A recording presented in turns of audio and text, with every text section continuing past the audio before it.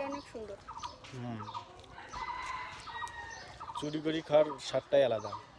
চুরি করে নিজের গাছে চুরি করে খাওয়া হয়। অবশ্যই ছাদের মধ্যে একটা একটা করে ছিটতেছি খাচ্ছি, বাসি বাসি এটা চুরি করে খাওয়া হচ্ছে না। মিষ্টি খুব সুন্দর আছে এটা। খাই দেখো, খুব টক। এটা খাই দেখো, এটা আরো টক। এটা খুব মিষ্টি। মিথ্যে কথা বলা কেন? কে কইছে তোমার খুব মিষ্টি? গাইস দেখলেন, প্রমাণ পাইলেন মিথ্যে দিন।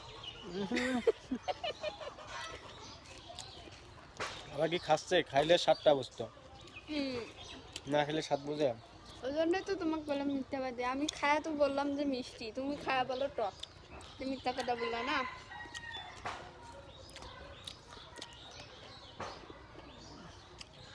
কি বড়াই মিঠি আজকে অনেক খুশি। কারণটা কি জানেন? কাউকে আর মাদার আসতেছে বাসায়, সেই জন্য খুব খুশি। খুশিতে ভুসি হয়ে গেছে। সকাল থেকে না খায় আছে,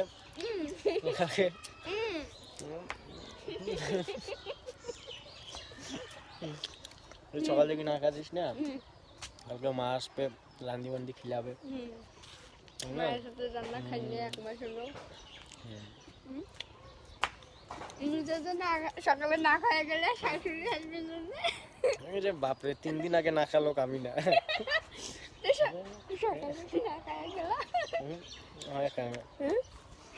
বড়াই খাবে না? বড়াই টাকা কই দে নাই বলে পড়ে গেছে।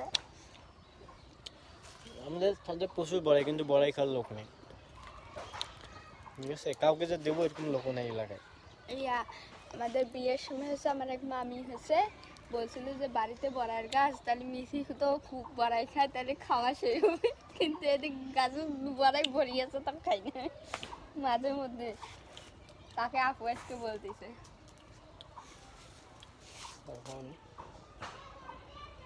নাই পাকে নেই, বড়াইগুলোর স্বাদ বেশি, কিন্তু মিষ্টি ঝাল টক। ঝাল নয় রে বোকা, টক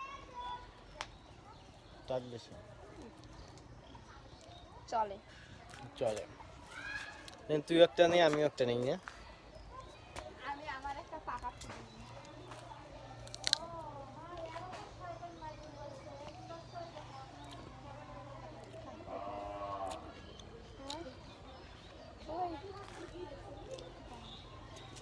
খেয়ে নেব।